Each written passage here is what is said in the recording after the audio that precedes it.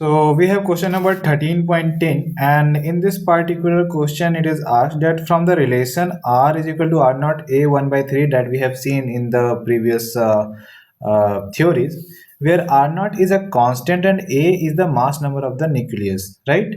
So that the nuclear mass matter density is nearly constant independent of A. So that is a very important concept, and the derivation is very insightful also.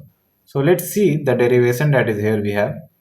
So the relation that is given, you have to write it in given that R is equal to R naught A 1 by 3, right? That is the relation. And you have to show that the nuclear matter density is independent of A, that is atomic mass, right? So the density formula is mass by volume, simple. And now we have to calculate, we know mass is A, that is atomic number.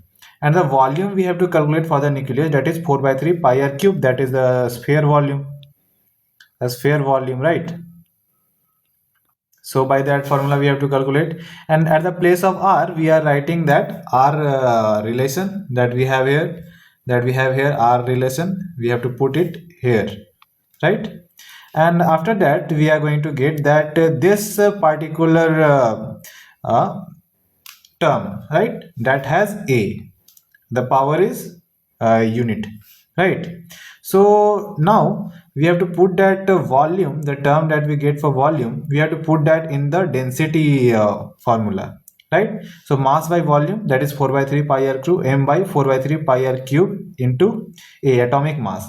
And mass for nucleus is nothing but the atomic mass, right? So atomic mass I have written in the place of mass, and that is get cancelled by the atomic mass in the denominator, right? So now you can see that all the terms are constant here, that means the density is going to be constant for irrespective of any A you are going to take, the density is going to be constant for all nucleus, right? So that is the thing, and this is you have to prove ultimately, right? So this is the simple proof that you have, you can see it, okay?